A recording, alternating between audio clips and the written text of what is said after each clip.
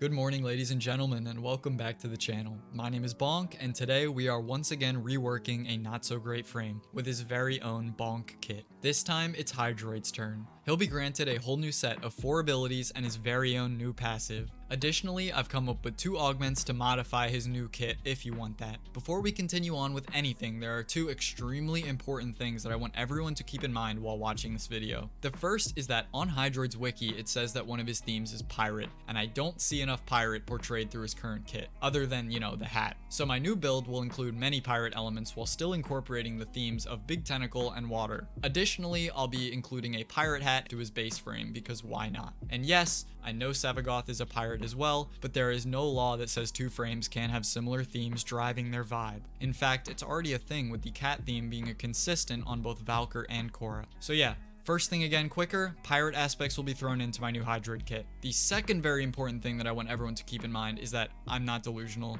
I'm aware none of these ideas will be incorporated into the game we all play. I'm sorry if you thought they would be, but it's just not gonna happen. I just truly enjoy coming up with new ideas for frames and sharing them with you guys to get feedback. I know, it's weird.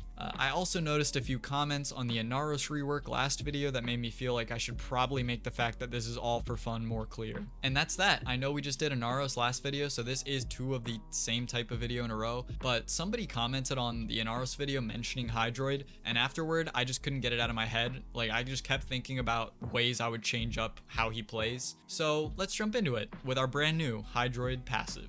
Alrighty, what's our Squid Pirate's new passive? Well, as I stated earlier on, there isn't enough pirate being screamed in your face by this kit, and my new passive will start the path to fixing that problem. I've dubbed this passive Hydroid's Treasure, and this is what it will do in-game. Increases credits from all sources by 10% when playing Hydroid. Now let me explain myself. Pirates loot, pirates are always after treasure. We've all heard the stories. They're always looking for the next score. And Hydroid's only looting capabilities right now come from an augment, and that just can't be. And although having straight up increased loot drop rate permanently would be super broken, I think a slight increase to his credits gained would already give him a few more points in the Buccaneer department. So although a very simple passive, it will pretty much make Hydroid a staple when farming credits and make him a looting frame all the time. Alright, let's move into his first ability. His new one will be called Charity. When activated, Hydroid will throw a bag of doubloons. On direct hit, this bag will deal true damage to that directed target and then explode, dealing an AoE of frost damage around him.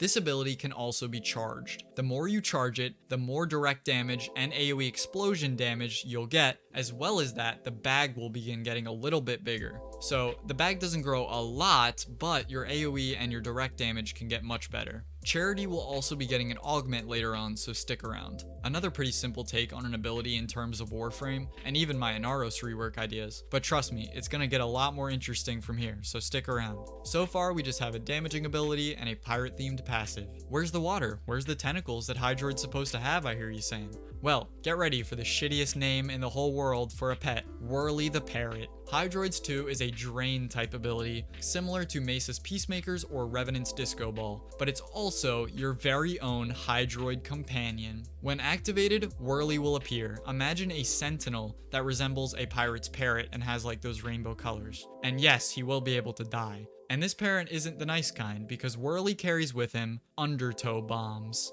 Every 5 seconds or so, Whirly will drop an undertow bomb. This bomb, when making contact with the ground, will open a whirlpool below. The radius of the whirlpool will be based on your frame's range. This whirlpool will then release 4 tentacles that grab enemies in its vicinity and pull them into the water. Enemies pulled under the water will then be dealt a damage over time effect for the 5 seconds that the base undertow bomb lasts. So basically, Whirly will have at least 1 bomb out at a time. Every 5 seconds he drops one, that bomb lasts 5 seconds base. You can increase the amount of tentacles that come out of the whirlpool through your power strength with a cap of 7 tentacles at 250%. That's not all Whirly does though. As he will be draining your energy constantly, we can't have him flying around doing nothing while he's waiting to drop another bomb. So when he's deployed, he will fly around and peck enemies, dealing a small amount of frost damage. The best part, Whirly can be modded like Venari, so although you can't tell him what to do, you will be able to have 2 very strong pets out at once when playing Hydroid in my new vision for him. Because come on, you can't have a pirate without the bird. The only thing left to mention for the Whirly ability is that if the bird dies, it will go on cooldown for a good bit, because there's no point to be able to mod a pet and give it a health bar if it can't die. It will be able to die, sadly. And now for the ability that I wish he could use the most. This ability is my Hydroid's magnum opus, and not because it's super complicated, no. Because it will make playing him 5,000,000% more entertaining for me personally. Hopefully you guys will like this too. Bonk's Hydroid's third ability is Hydro Shanty. When cast, Hydroid will call upon his crew, a band of phantom pirate squid-like creatures similar to Hydroid, but you know, ghosts and in pirate garb. Then that group will begin to play a sea shanty. That's why I'll have more fun, by the way. I think sea shanties are fire. This shanty will grant true damage to Hydroid and his allies' weapons within the radius, a very small amount. This one might not be practical in game because of the crew. You know, I don't know if that would actually be able to appear in game, but it could just be like 3 dudes. Anyway, this ability will also be getting an augment, but now it's time to move on to our final big boy ability. His ult, the thing that will bring Hydroid into modern Warframe. This ultimate is known as the High Seas Big Bertha. That's right, Hydroid's 4 is an exalted weapon, an exalted cannon, and its name is Bertha. This thing packs a punch, a very, very large one.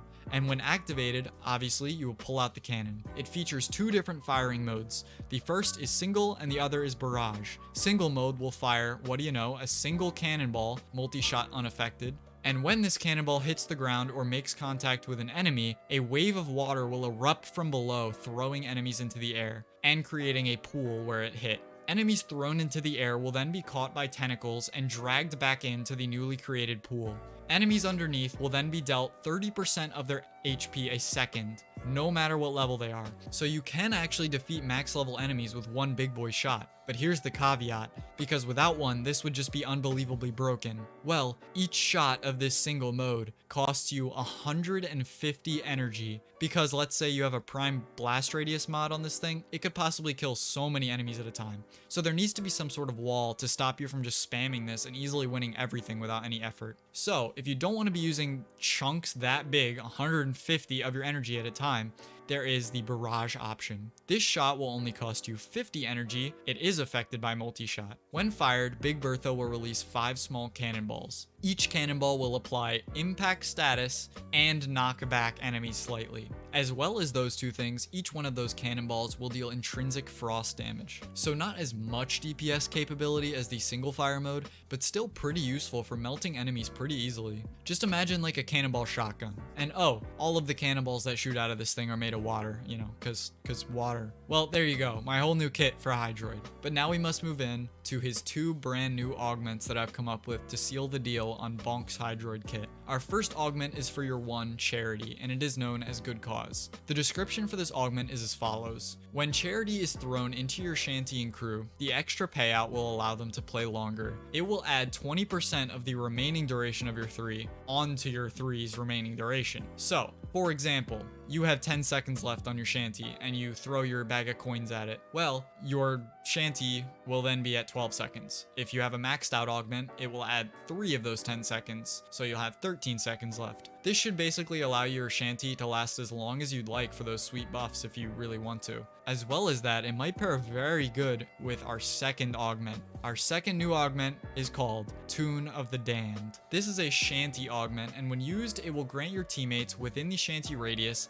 minus 50% max health minimum and minus 65% max health maximum level. But it will also be stripping base 50% of enemy armor at level 1 and a max of 85% armor stripped to foes that hear your tune at the max augment level. This will help your killing power for sure if that's the build you're after, but it can also be potentially dangerous to yourself or your teammates, especially if that teammate is an Inaros or Nidus, let's say, since they don't have shields. So there are definitely downsides to having your crew play a more melancholy song, but the upsides are there. It's up to you if the risk is worth it. And those are our 2 augments, so let's do a quick overview. His passive is Hydroid's Treasure for 10% bonus credits when you're playing him at all times, all sources. His first ability is Charity, a chargeable ability. You throw a bag of doubloons. It deals true damage to the directed single target, and you will get more of that directed damage from more charge. And then it will deal an AoE of frost around the directed target,